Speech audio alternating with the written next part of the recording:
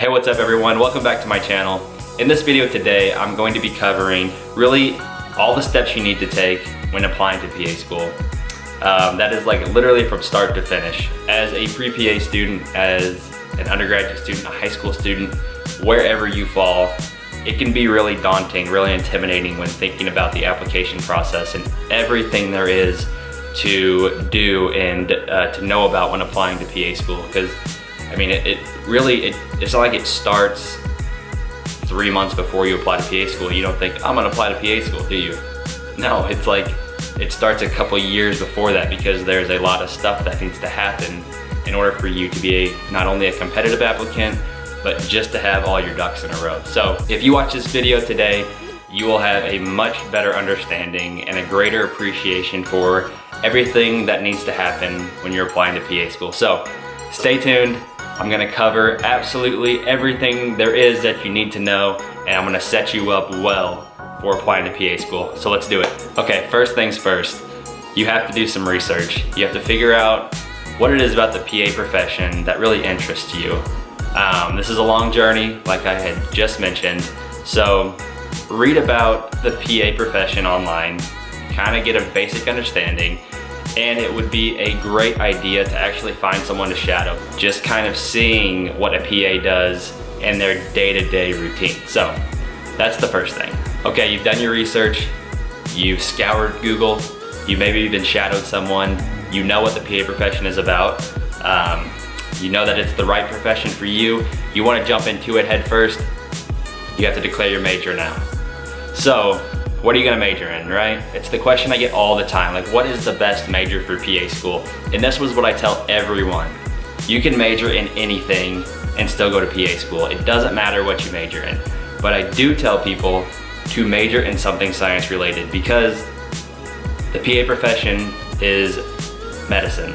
It is a science related profession. So major in biology, chemistry, microbiology, anything. I majored in exercise science. I got more of an exercise background, nutrition. I love that part of my undergraduate education. I think it's a great add-on. It's something I have in my tool bag as a PA student with that background. So honestly, major in anything, just get a bachelor's degree. All right, you've got your major, you're taking classes, the wheels are spinning, you're making progress, right? So now it's time to start knocking out prerequisites. These are the classes that the PA programs you're applying to will require in order for you to apply to their school. So do some research in terms of the programs you want to apply to. It's kind of hard this early on because I'm sure you're asking yourself, well, how in the world do I know where I want to go to school? It's a valid question. Start with universities that are nearest to you in proximity. Visit their website and it'll list all the prerequisites that are required for that program.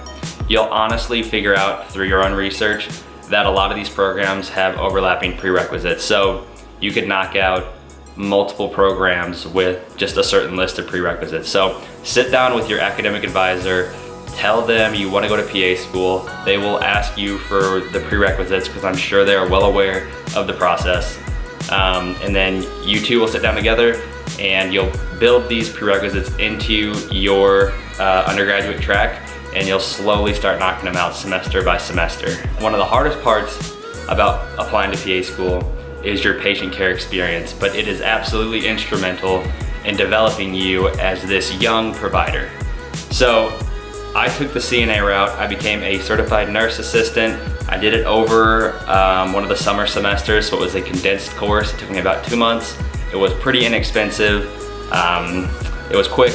I liked it. It was easy. So that's how I got my patient care experience. I actually didn't start working until like my junior year. I was a little late to the party when it came to patient care experience, but I still finished with around 1,300 hours. So I worked part-time as a CNA. Figure out what it is you want to do. CNA is a great certification to get for the reasons I just mentioned.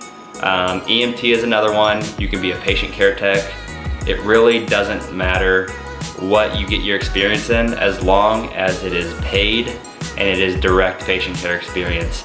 You don't want to be someone who is working in an administrative job where you're kind of off to the side, you're not really seeing patients. That's more healthcare experience. You want to be hands-on, so anything you can get hands-on and actually compensated as well, because that's gonna make you more competitive. So get that patient care experience. Now I will say that you can get away with having no patient care experience and you can still apply to PA school, but you will find that the number of programs that allow no patient care experience, like 0, they don't have a requirement, it's gonna be few and far between. So I would definitely try to get patient care experience. It's definitely gonna make you more competitive. And I mean, why wouldn't you want patient care experience? You are going into a profession where for the rest of your life, you're going to be taking care of patients. Doing so will only solidify the fact that this is what you want to go into, because you could start working in a job, say as a CNA, and hate taking care of patients. You wouldn't know that if you didn't get any patient care experience. So it is really important. If you're not busy enough at this point already, it's time to start volunteering.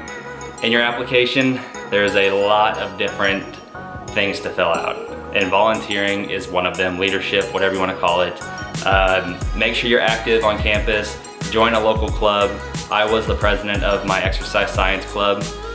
It looked good on paper. I organized events here and there. It wasn't super time consuming. We had like meetings once a month, I think, but just the fact that I was president of a club looked pretty good on paper. So get active any way you can on your campus. All right, now we're to the point where we are shadowing PAs.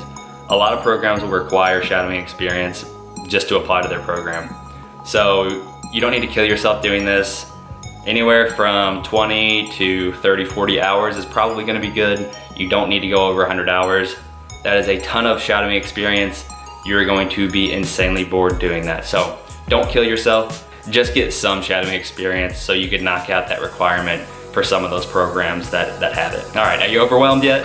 I know, it's a lot, but stick with me. We're on to letters of recommendation. So as you're traversing through undergrad, you're going to come across a lot of faculty, a lot of professors, people that hopefully you've come somewhat close with. Keep this in the back of your mind when you're taking classes. Make sure you go visit these people in their office, try and help them in any way. I don't know if that's even possible, but just try and form more of a connection other than the kid that sits in the back of class. You need letters of recommendation. You're going to need at least 3 for CASPA when you apply. Some programs will require letters of recommendation from specific individuals, such as like a doctor, a PA, a professor. So you want your letter of recommendation to be from someone who knows you at least a little bit. You don't want it to be generic. I always tell students to give whoever's writing their letter of recommendation their resume so that they can take your resume and kind of incorporate it into that letter of recommendation to make it feel a little more personal, even if in real life it's really not. So that's a good little tip to use right there. Next up, we have the GRE, or the Graduate Record Examination. This thing is a little bit of a beast. The test is not fun. I would advise you to study hard for it one time and never take it again. A lot of people put a lot of work into the GRE. Just know that many programs want you to take it. They don't have a required score.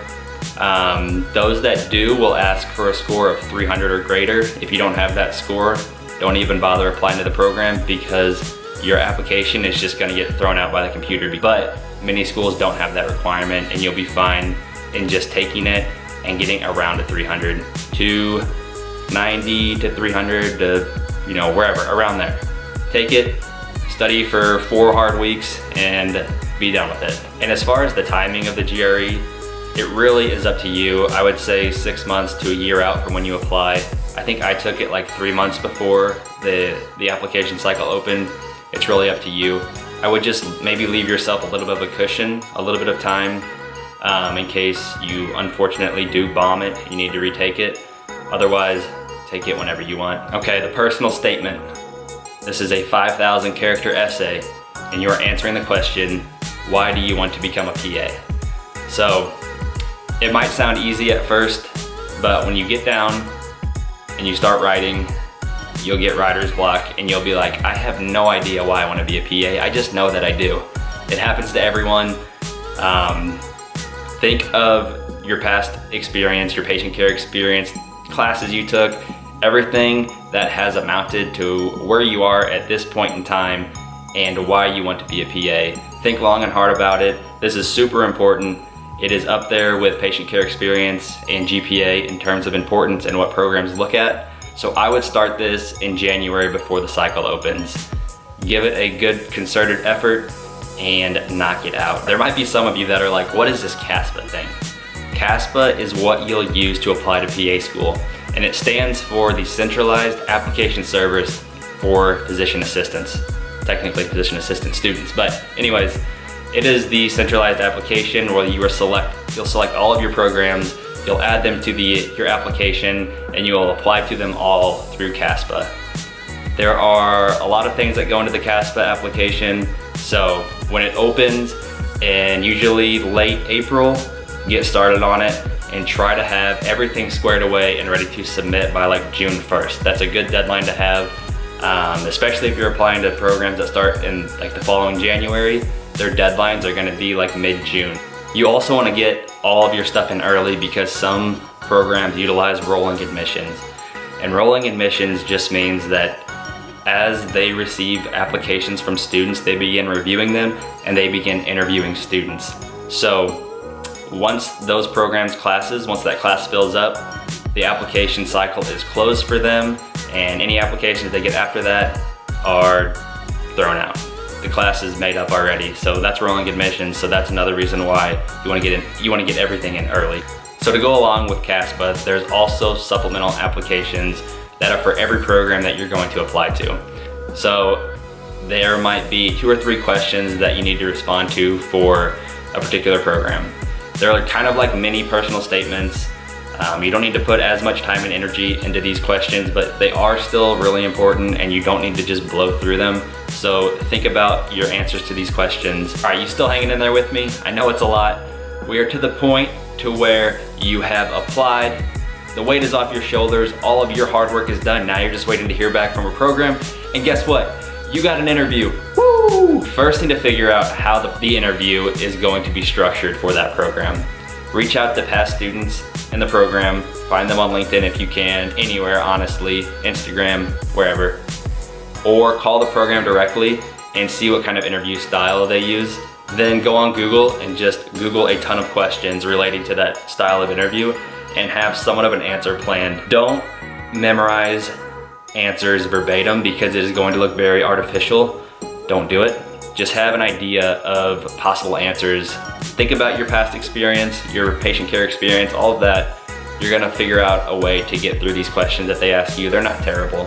Honestly, they just wanna get to know the person that's on paper, essentially. The biggest thing you can do during your interview is just be yourself. I know that sounds super easy to say, but I assisted in interviews at my program, and people will act very different when it comes to an interview.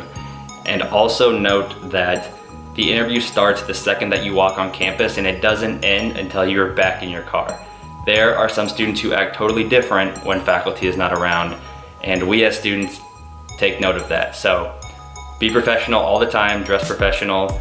You're gonna kill it, you're gonna do awesome because you listen to me. I'm just kidding. But really, do your research, you're gonna be fine. Also have a few questions planned for the people interviewing you. Research the program a little bit, ask a couple good questions, and that'll show that you really want to be there. Okay, now that you've successfully interviewed, it's time to send out some thank you letters. This isn't required of you. You don't have to do this. Some people will do it, some won't. I don't think programs are sitting there looking at their applicants saying, she was good, but we haven't received that thank you note yet, so we're gonna waitlist her. I don't think it happens, but it's up to you. I sent out emails because it was a quick turnaround in terms of when we actually found out if we were accepted or not.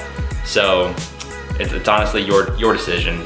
Do with it what you want. So once the interview is all said and done, it can be a few weeks before your program actually reaches out to you and tells you whether or not they accepted you, they rejected you, or you're waitlisted. So they should tell you after you interview how long it's gonna be. It's gonna be a long few weeks, but be patient. The day you get that letter of acceptance is gonna be one of the best days of your life. It was an awesome feeling. I still remember it very vividly. So that's all I've got. I know this was a long video. I covered a lot. Go back through and rewatch it if you have to. Write everything down. I actually wrote a blog post about this as well. It's on my website, daywithapa.com. So everything I talked about in this video today is in words on that blog. So check it out. It's called the Ultimate Pre-PA Checklist. Again, thank you all for watching. If you have any questions, drop them below. I know I went through this really fast. Please like and subscribe. I hope you all have a wonderful day, and I'll see you next time.